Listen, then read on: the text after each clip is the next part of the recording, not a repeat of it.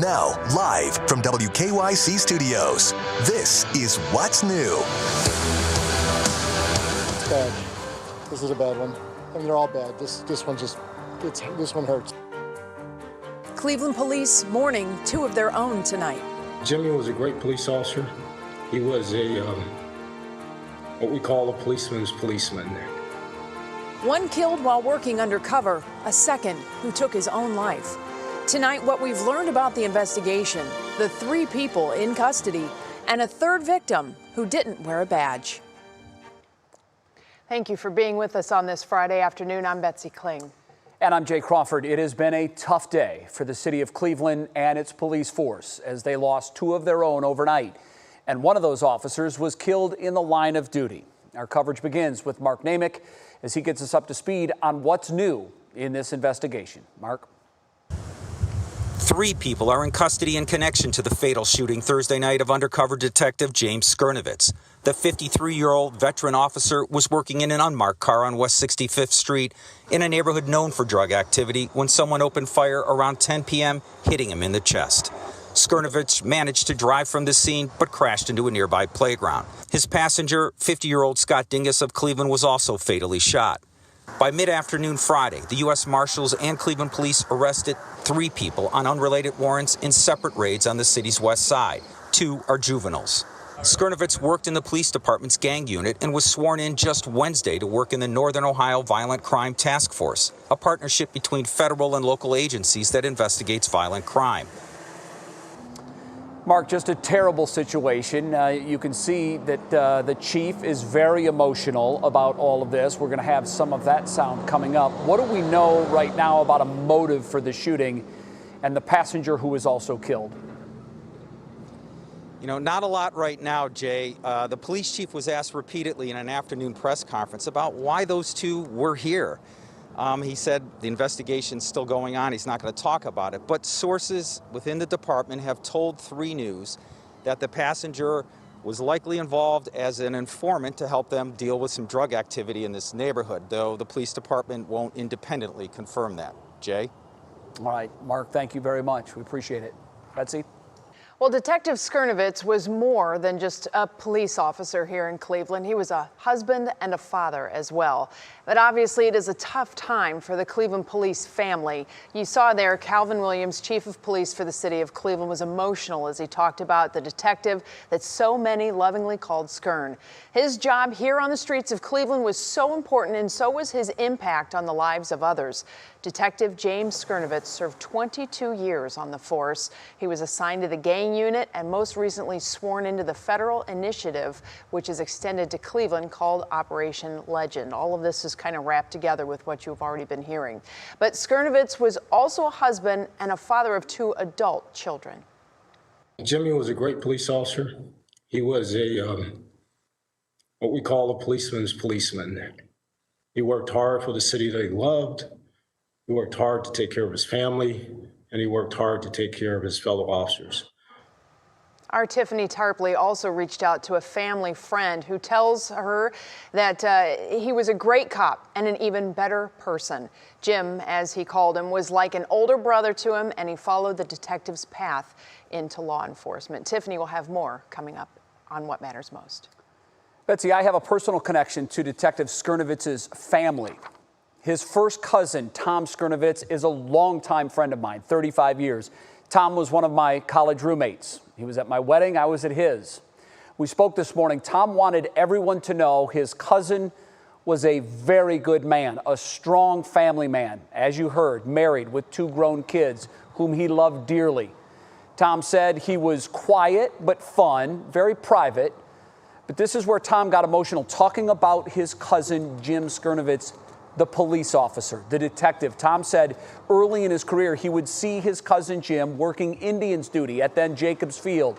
Tom said he was very proud of his cousin because he took his job as a Cleveland police officer so very seriously.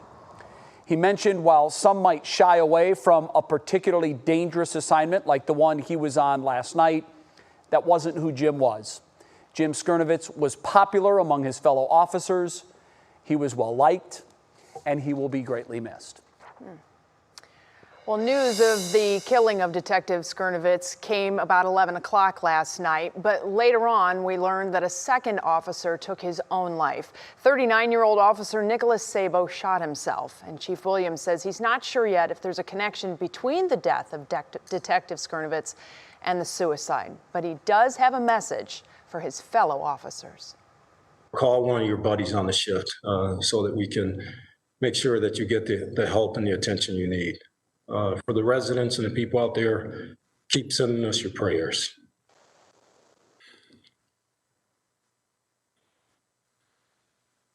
We appreciate it. It's so hard to see. And Chief Williams encouraged anyone who is struggling to please reach out to the county suicide prevention hotline at 216-623-6888. Of course, you can read our extensive coverage as this tragic story continues to unfold at WKYC.com. Also, the WKYC app has information with breaking news alerts the moment we learn new information. Changing directions now, onto your feed at 5, which starts with the latest on the coronavirus here in Ohio. 1,332 new cases have been reported in the past 24 hours. That's higher than the 3-week average of just over 1,000. That number, Betsy, is slightly lower than the number of new cases reported yesterday. In fact, 3 of our 4 data points are going in the right direction, but our most recent positivity rate saw a big spike, up more than a percentage to 5.3%, likely attributed to the spikes we've seen on college campuses. Hospitalizations, though, are down again. There are currently 727 COVID-19 patients statewide. That number not long ago was over 1,000. Deaths also declined big day to day. There were 50 reported yesterday. 22 were included in today's number. Mixed messaging on the timing of a coronavirus as the World Health Organization said today widespread vaccinations may not be ready until the middle of next year. There are several drugs currently in phase 3 of trials here in the U.S., and though they haven't produced data and reports of yet, that makes the timing unclear. This phase 3 must take longer because you need to see how truly protective the vaccine is. You also need to see how safe it is. You need to understand whether there are things that there are earlier phases. You do look at safety, and you look at safety very, very carefully before you go into the phase 3. But you need to be following safety at all stages. So that makes it a longer process. Russia granted regulatory approval to a COVID-19 vaccine, you may remember, in August after less than 2 months of human testing, prompting some Western experts to question its safety and effectiveness. U.S. public health officials and Pfizer said yesterday a vaccine could be ready for distribution here in the U.S. as soon as late next month. Well, it's time now to check in with our buddy over there at the big news desk, Russ Mitchell, with the latest on some of the other headlines making news today. Hi, Russ. Hey, Betsy. Hey, Jay. Good afternoon, everyone. The man suspected of a murder during a protest in Portland last weekend has been killed by police. 48-year-old Michael Reinahai was shot by officers after he threatened them with a gun when they went to arrest him. He was suspected of killing a man when a scuffle broke out between protesters and a pro-Trump caravan. President Trump is denying reports that he called dead American service members, quote, suckers and losers. An article in The Atlantic attributed those words to the president during a trip to Paris in 2018 when he skipped a planned trip to an American cemetery. The Washington Post then said it verified that report. The president told reporters, quote, no one respects and loves service members more than he does, end quote. And a rally in support of police is planned tonight in front of Chardon High School. This comes after a football player last week carried a thin blue line flag onto the field, a flag that was later banned by the superintendent. A Black Lives Matter rally was also planned for tonight, but that was canceled by the group out of respect to last night's killing of Detective Skirnovitz. And that is all now. Betsy, I'll see you at 5:30. All right, we'll see you then. Thanks, Russ. Well, what does the future hold for Northeast Ohio's top-notch dining industry as that industry continues to feel the squeeze from COVID-19? And later, could we see a Summer Olympics next year even if there is no vaccine? A top Tokyo Games official weighs in on that. And I think everybody can agree it was pretty darn nice today. Over there at Progressive Field, there's a live look at the field for you. The Brewers are in town. The Tribe going to be taking the field at 7:10 tonight for the first of their homestand game. But everybody should be outside enjoying this weather. I've got the entire Labor Day weekend forecast straight ahead.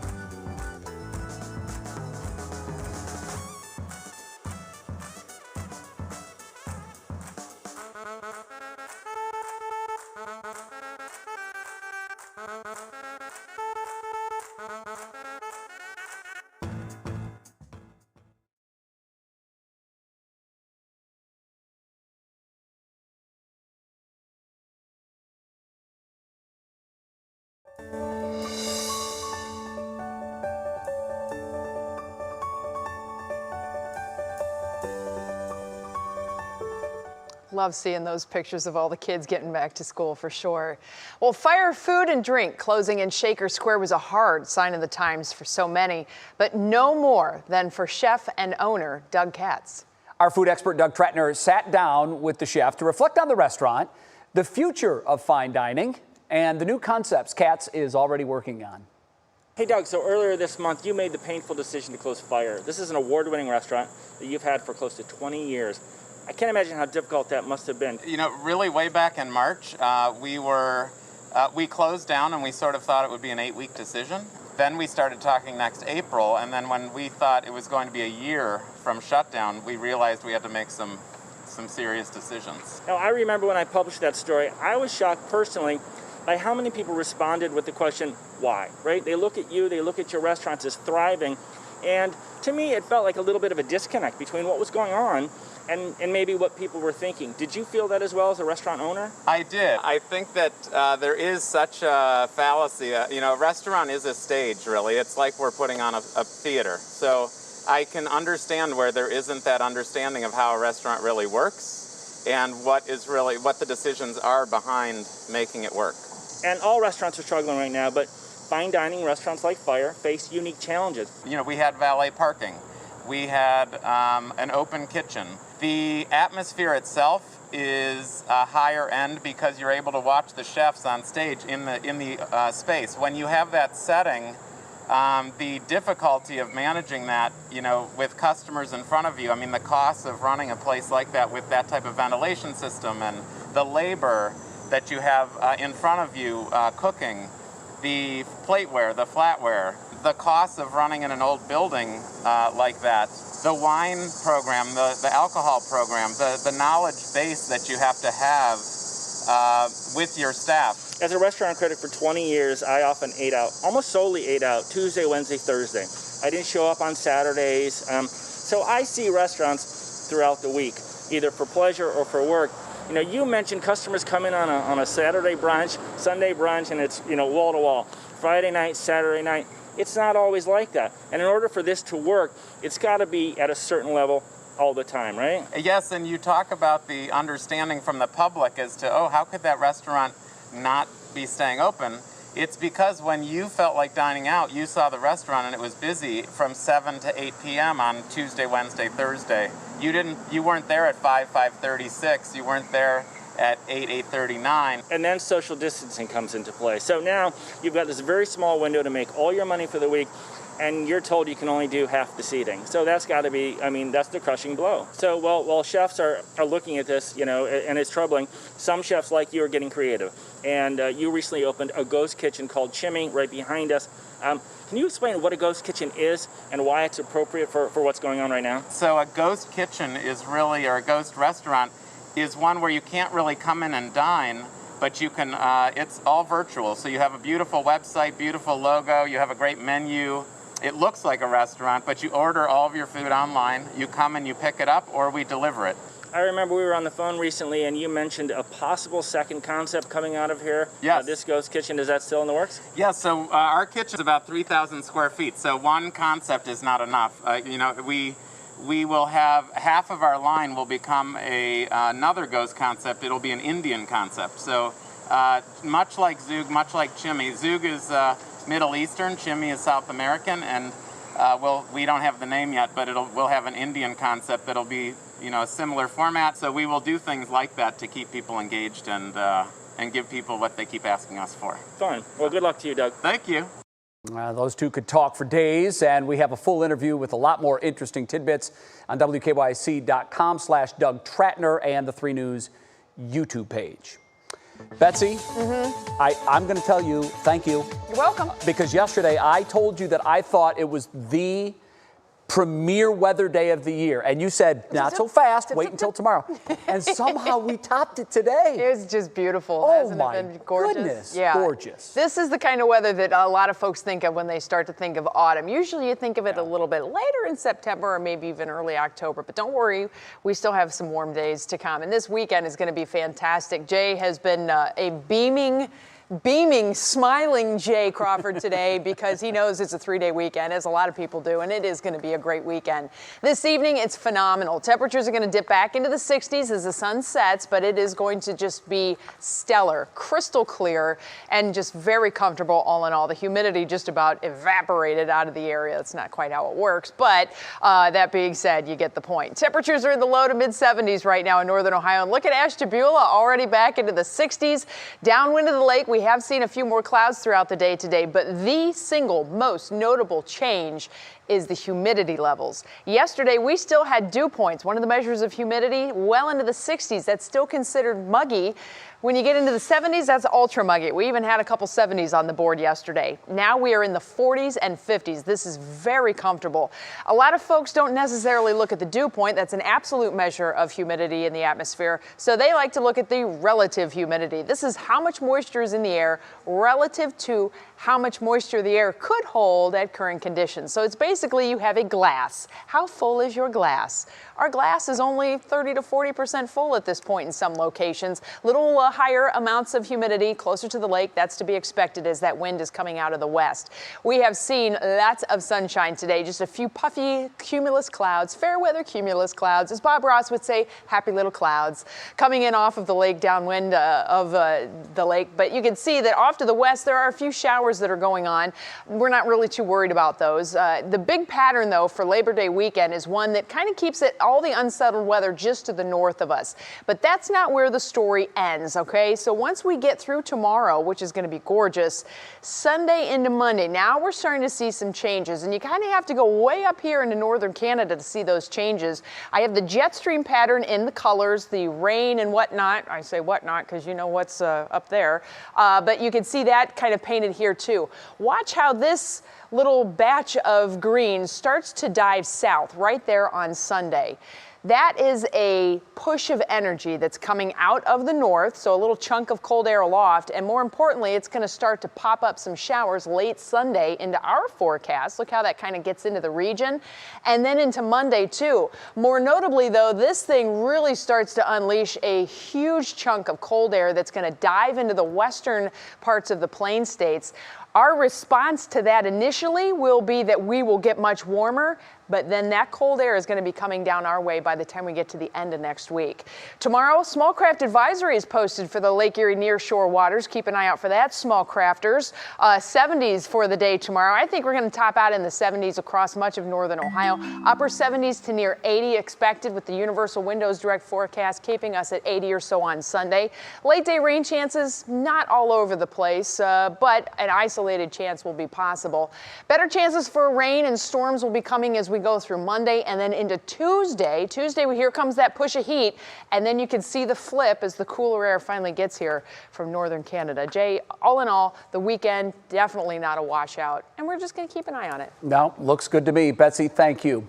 Next, we revisit our top story and how many of you are touched by the tragic killing of Cleveland Police Detective James Skirnovitz.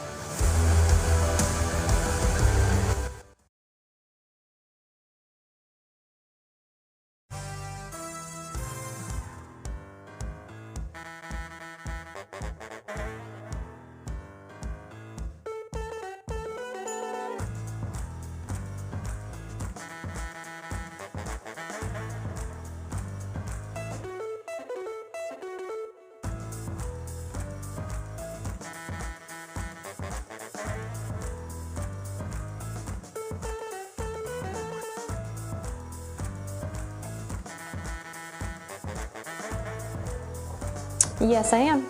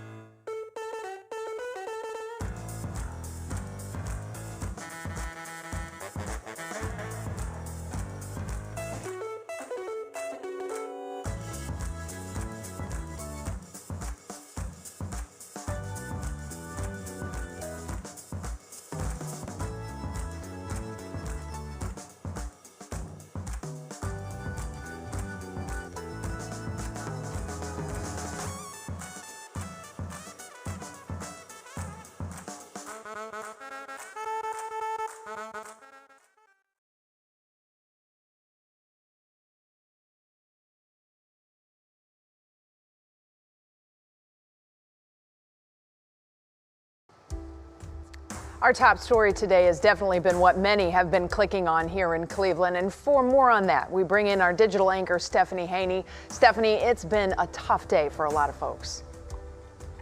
It definitely has, Betsy, and that's where we start with members of our community sharing their support after the death of Detective James Skirnovitz, who was killed in the line of duty last night. Colleen Strong-Kelt sends her wishes that he rest in peace thanking the officer for his service to the community for over 25 years. She sends her thoughts and prayers to his family, friends, brothers, and sisters in uniform and our community. Trisha Riggs posted, "God bless you and your family." She said she's so sorry for this tragedy and thanked the detective for his service to our community. And Catherine Hobzik, along with many others, simply said, "Thank you for being our hero," sending wishes that Officer Skirnovitz rests in peace. Switching gears here a bit, a COVID-19 vaccine has been top of mind for so many, and today we're learning that Olympic officials say that one is not required in order to have the Tokyo Summer Games.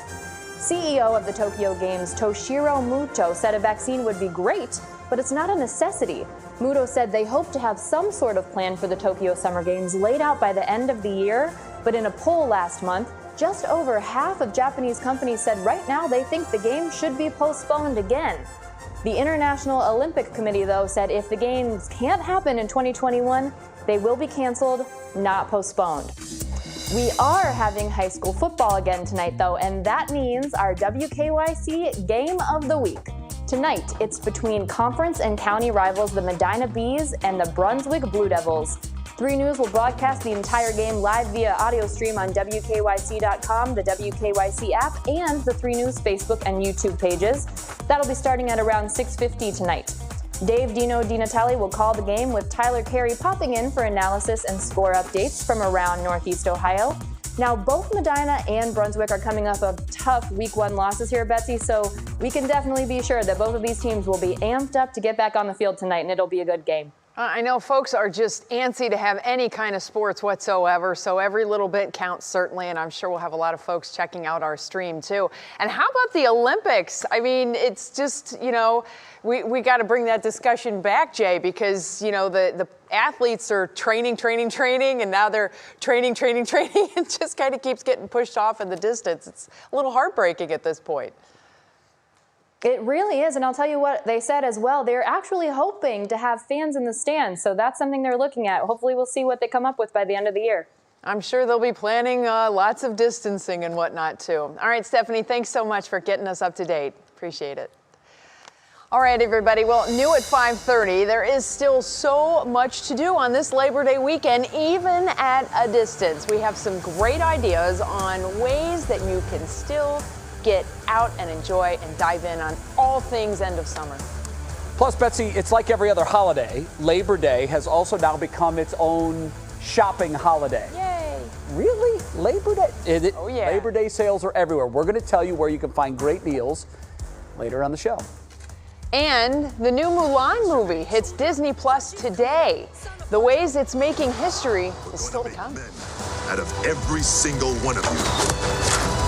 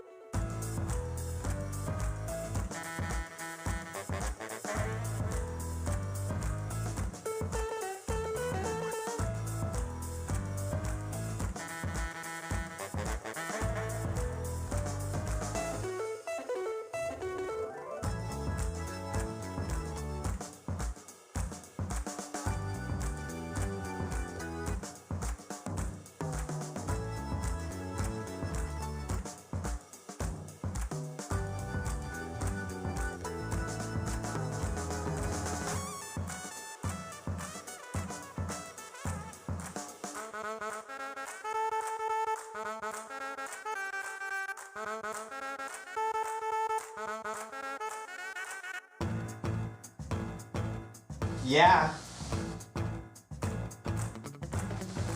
I'm good. How the heck are you doing?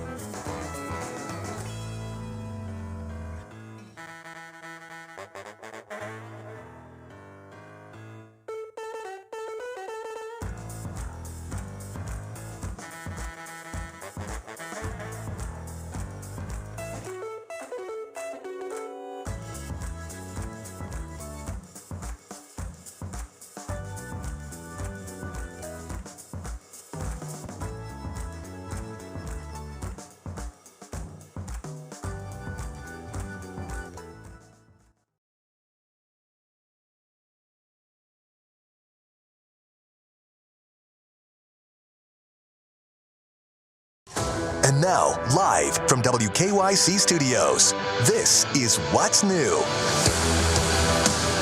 Welcome back to What's New on this Friday afternoon. We continue to follow developing news as Cleveland police lose 2 officers in one night.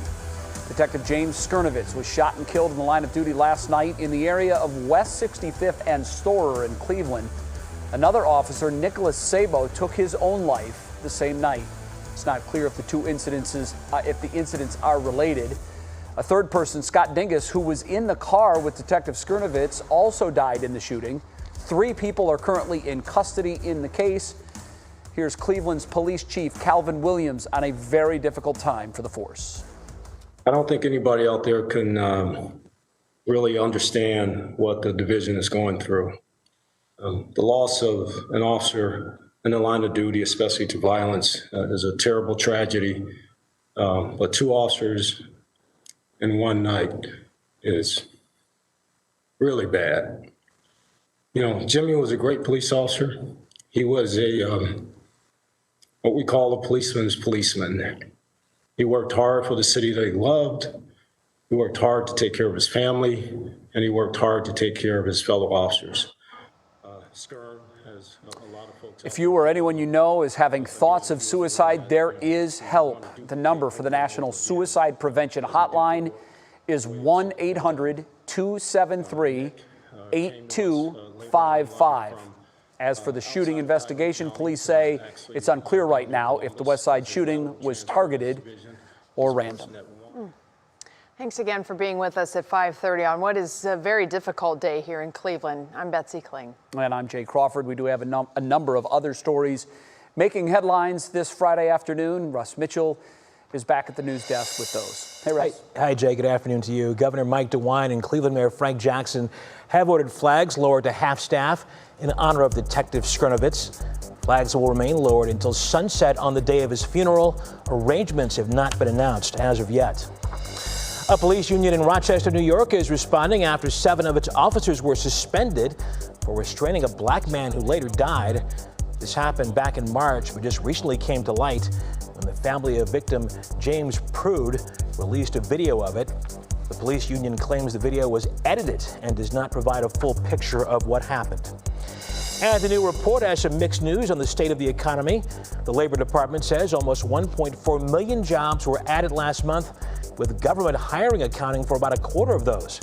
That puts the national unemployment rate now at 8.4%, but economists warn it's going to take a bit for things to catch up to pre-pandemic levels. So at least we're headed in the right direction as of right now. We certainly are. Russ, thank you very much. We'll see you 29 minutes from now for What Matters Most at 6. Yeah. Betsy? Well, our top talker today is, of course, what everyone's talking about, Labor Day weekend. A lot of people plan to be out and about in some way, shape, or form, but during the pandemic, it's all going to be a little bit different this year. Brandon Simmons joins us with what the experts are recommending. And Brandon, first things first, they want you to keep your guard up. Make sure you keep this whole coronavirus thing front of mind. Yeah, of course, you have to keep your guard up. That is number one. COVID-19 is still around. As you said, this year is going to be different. So the basics are still very, very important. Smaller events are always the best events. The fewer people you have, the less likely you are to have someone show up who is asymptomatic. You want to keep that circle of 10 like we've been talking about for the last few months. And of course, if for some reason you are around new people, continue to wear a mask and practice social distancing. Those guidelines, of course, Betsy, have not gone away since we've started. All right, so what about people who are looking to travel, okay? Maybe a little too late now to make big plans, but you can still make plans. Is it a good time to do that? Well, the funny thing is, it is still a good time to make those sorts of plans, still a good time to travel, especially if you're looking to hit the road and spend some time with family like we've been talking about, one of those last-minute trips. Gas prices right now are the lowest they've been on a Labor Day weekend since 2004. So Gas Buddy is predicting we'll see prices hover around $2.19 per gallon this weekend.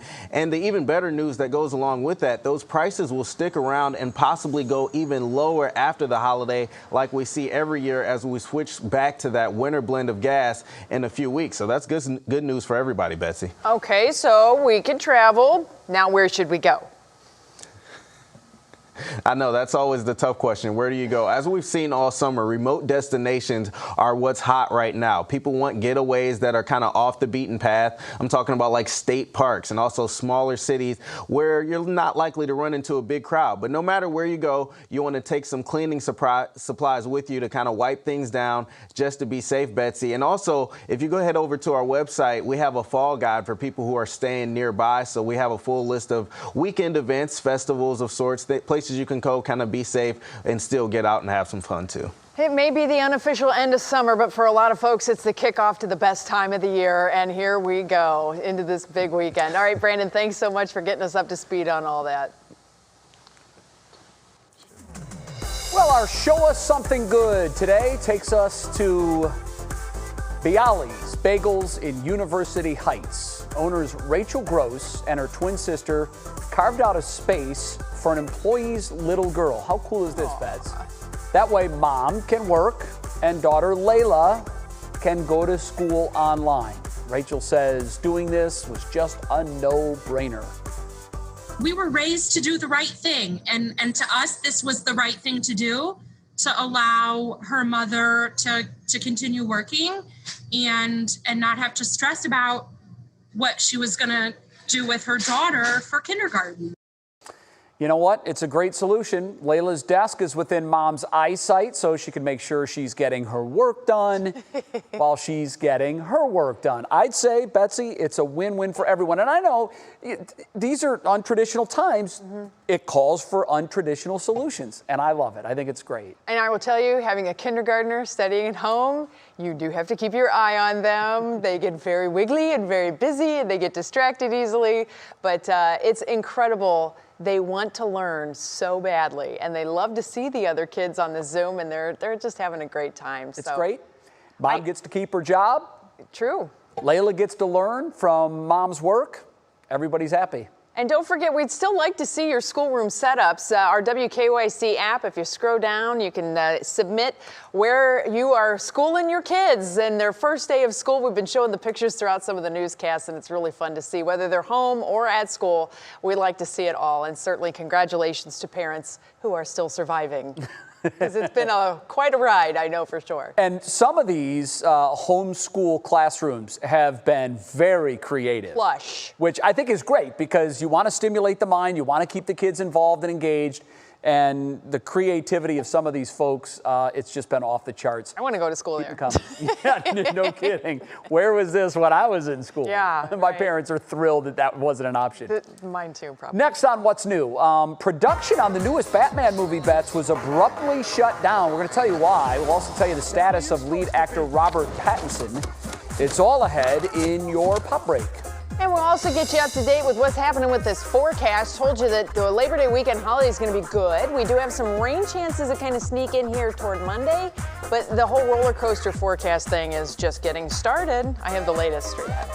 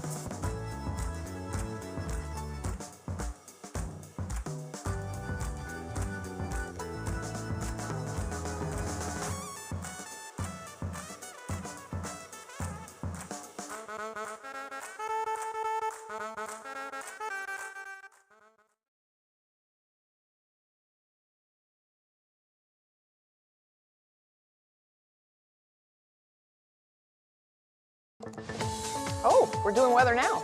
We are. I don't want to sound like a complainer, but I'm going to sound like a complainer. I love the weather yesterday. Today, the forecast looks great.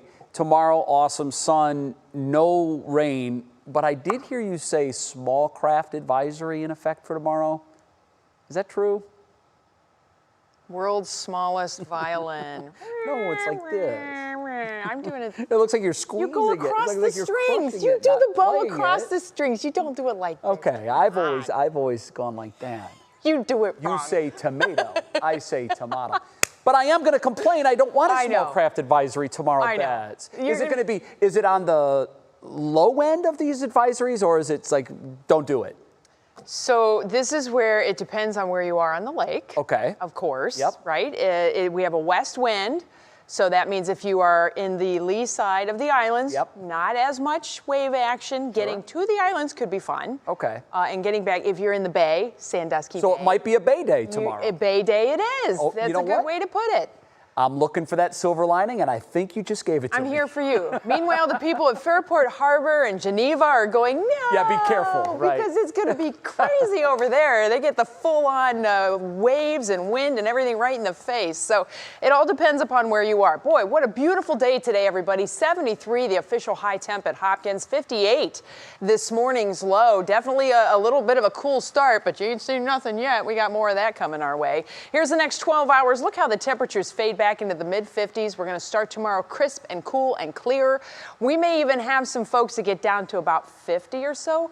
Maybe some upper 40s. It is that kind of setup as we go through the night tonight, but clear skies abound and it is just going to be fantastic. A west, even northwest wind in some locations across the water and here on shore. Temperatures currently sitting in the 70s across most of northeast Ohio. Downwind of the lake, we've had some puffy cumulus clouds that popped up. That was as expected. I don't think we ended up getting any sprinkles out of that. Didn't look like we should have any, but certainly the sun was very welcome for all of northeast Ohio today. We're not alone in this. The northern lakes have actually had a little bit more instability. They're closer to the storm system in the upper part of the atmosphere, so they get a few more clouds, a few more shower chances than we do. And the front that came through last night is all the way down here into Tennessee and over into portions of Virginia at this point. So it's a nice, big, smooth transition that has kind of brought us in.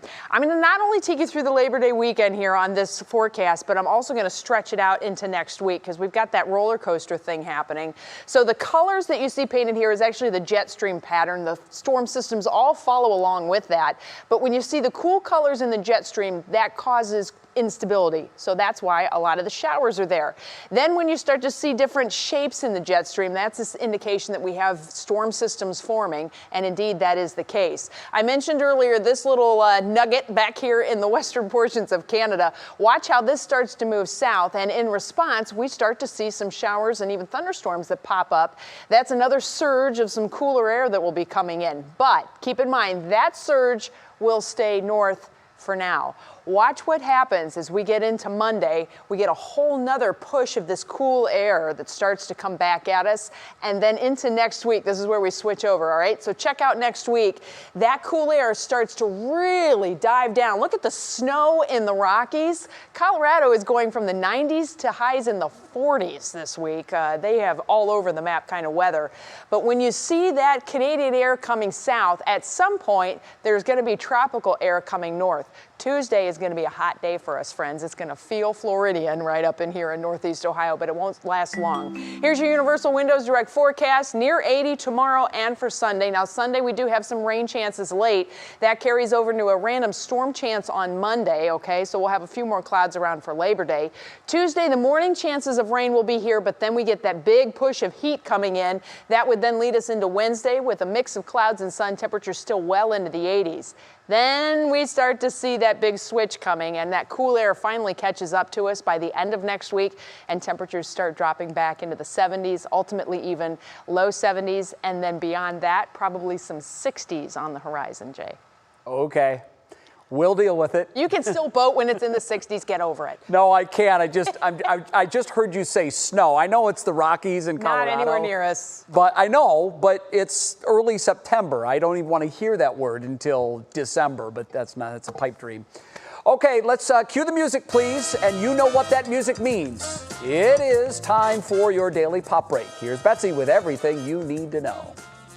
Filming on The Batman is now on hold after star Robert Pattinson reportedly tested positive for COVID-19. Warner Brothers says it can't comment on any one person's health, but did say a member of the production team has coronavirus and is in isolation. The production was previously shut down in March, so the release date has been pushed back further into 2021. The founder of Women in Hollywood says she's disappointed Disney's Mulan will go straight to streaming. The live-action remake had a $200 million budget, the biggest ever for a movie with a female director. She says the film was denied the opportunity to soar to #1 at the box office. Mulan is only available to Disney subscribers for now, and there's an additional $30 cost. And Alex Trebek says he's happy to get out of the house to shoot the 37th season of Jeopardy! Fans will notice more space between the contestants this season due to coronavirus, and also more space between them and Trebek. Jeopardy! GOAT Ken Jennings will also be back, but in a new role. He'll be a consulting producer. Jennings will present his own special video categories, reach out to contestants, and serve as an ambassador for the show.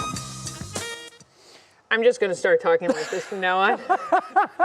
As soon as I heard your audio track, I said, Betsy, did you cut your audio in a Folgers can? I did it like this. This is exactly how I talked when I was tracking that story. No, I'm kidding. What happened?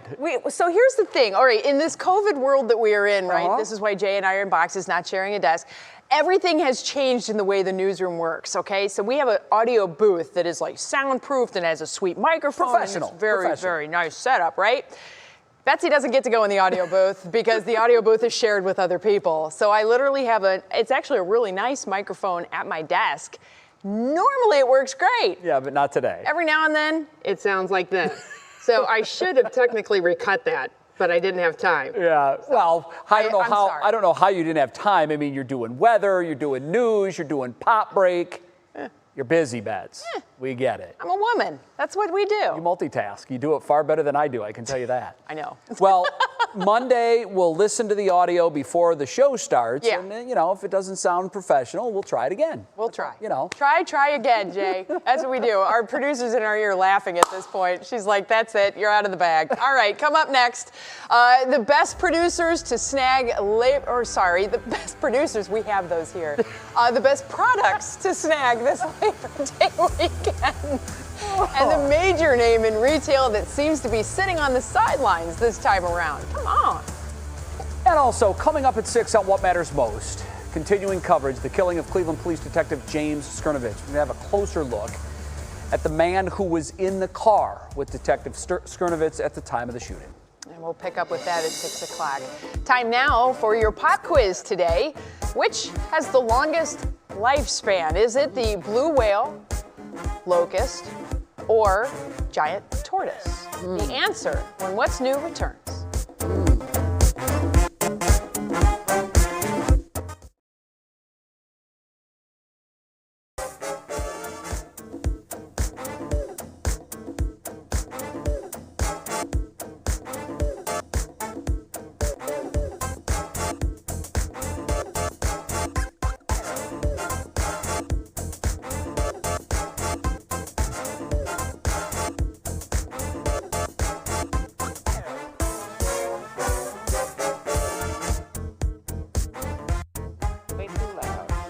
The emotion is real and it is raw from the Cleveland Police Department family. Okay.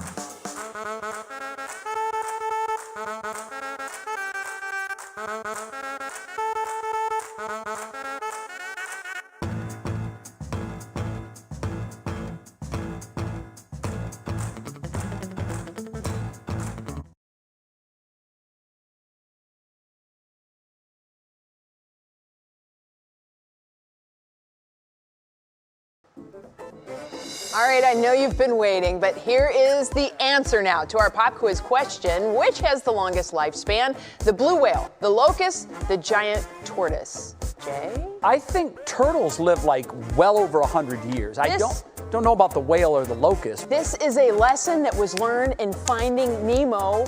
Crush.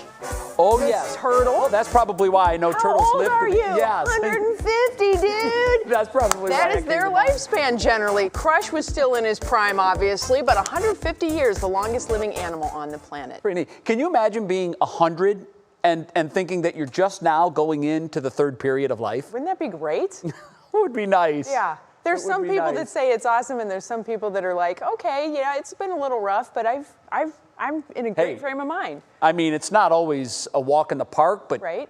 I want to be here for as long as I can. Absolutely. You know, why not? Okay. Well, one thing that a lot of parents know is that the biggest back-to-school sales can usually be found during Ohio's lovely tax-free weekend.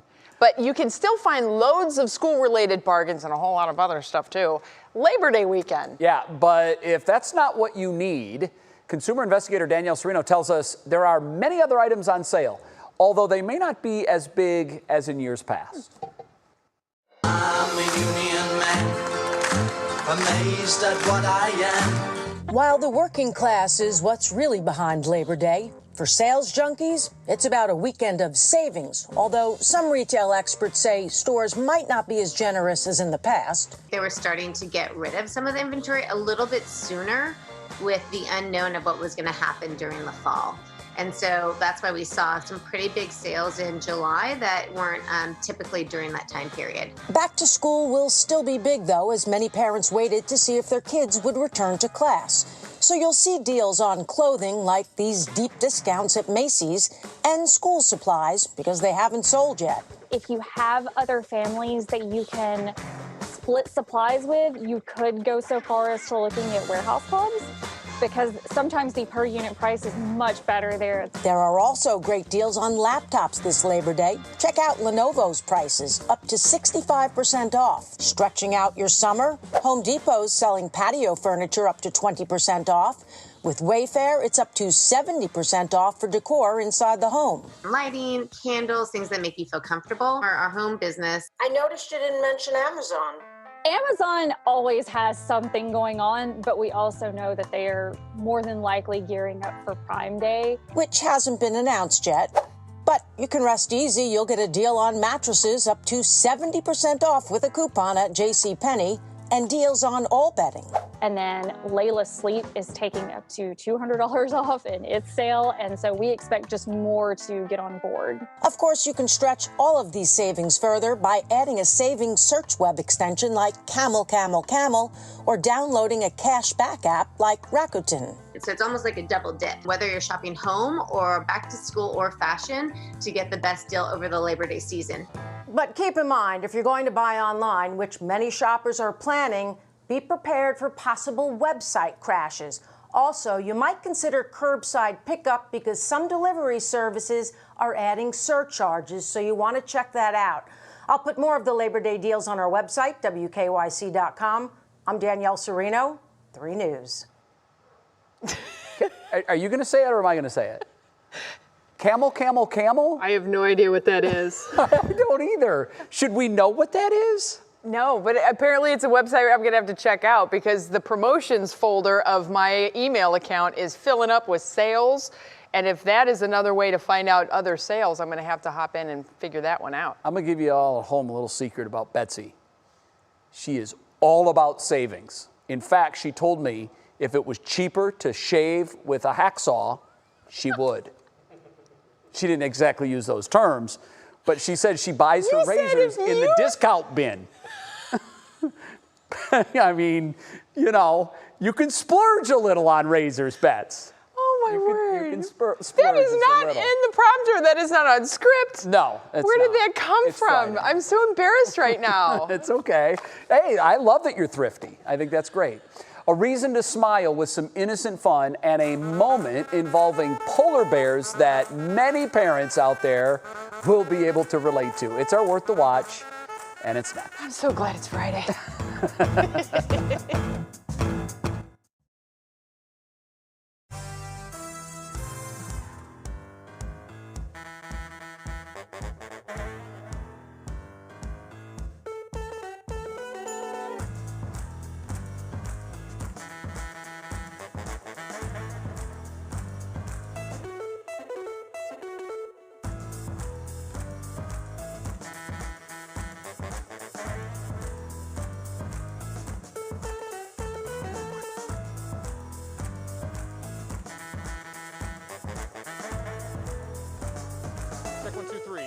3, Will and Chardon. 1, 2, 3. Check 1, 2, 3. Thank you.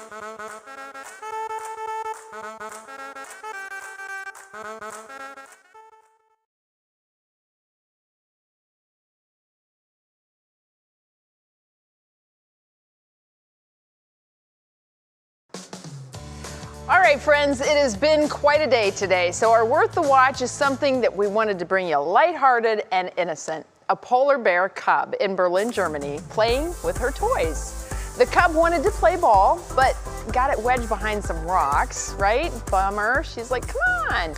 Now, this is where Mama comes in. Look at Mom. Mom's like, all right, look, don't do this again. I'm tired of getting this thing out of here for you. But she got the ball free, and the little cub got to celebrate with that, and her second birthday is coming up in December. The cub is named Hertha after the Hertha Soccer Club, for those of you keeping track at home. Very cool. Mom to the rescue. Always. We're out of time.